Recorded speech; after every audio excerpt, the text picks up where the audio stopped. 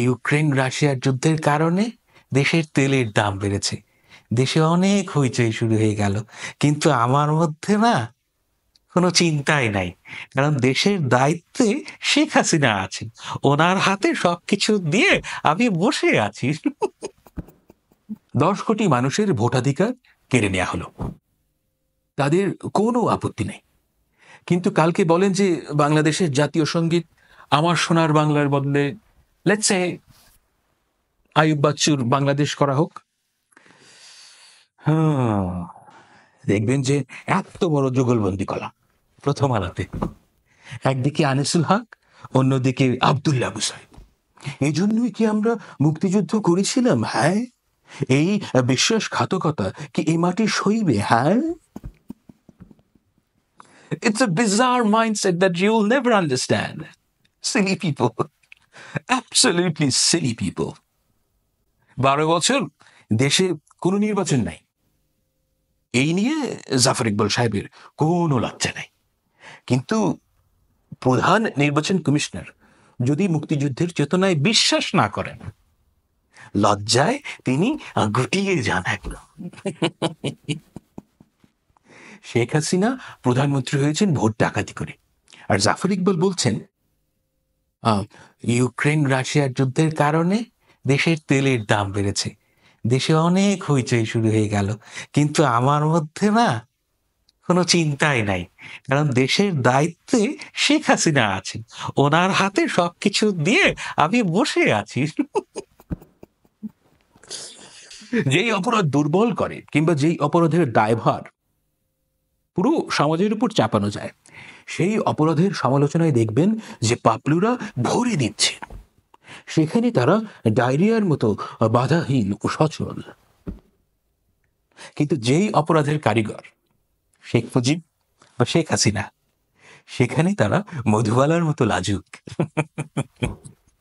স্বাধীনতার মাত্র 3 বছরের মাথায় the democracy he was craving for, সেই ডেমোক্রেসিকে শেখ মুজিব হত্যা করলেন বাকশাল দিয়ে। 73-এর নির্বাচনে আওয়ামীরা যা করে তাই হলো নির্বিচার ভোট চুরি হলো। He had nothing to say. Pakistan আমলের হেন কোনো কাজ নাই যেটা মুজিব জারি রাখেন নাই, in one form or the other, বরং তিনি একটা ফাংশনাল ইলেকটোরাল সিস্টেমকে ধ্বংস করেছিলেন। Rehman Sobhan had nothing to say. 2013 সাল 150টার মতো আসনে বিনা ভোটে এমপি নির্বাচিত হলো। সৈয়দ শামসুল হক, বাঙালি জাতীয়তাবাদের আরেকজন notable আইডিওলগ, had nothing to say. 2019 সাল মধ্যরাতের ইলেকশনে পুরো দেশের 10 কোটি মানুষের যেই পলিটিক্যাল এজেন্সি মানে ভোটাধিকার খেয়ে ফেলা হলো। আপনি একটা বাঙালি জাতীয়তাবাদী আইডিওলগ দেখাতে পারবেন না যিনি বলছেন যে এই প্রহসনের নির্বাচন যারা করেছে তারা গণবিরোধী, আমি এদের বর্জন করলাম। একটা কেউ পাবেন না, কারণ তাদের প্রয়োজন ছিল একটা নতুন রাষ্ট্রের, যেখানে তারা উপরে থাকতে পারবেন কোনো ধরনের হায়ার আইডিয়ালস কিংবা কম্পিটেন্সের বার্ডেন ছাড়া। তারা অনেক ভাত খেতে চেয়েছিলেন, যেহেতু শেখ হাসিনা তাদের প্রচুর ভাত দিয়েছে।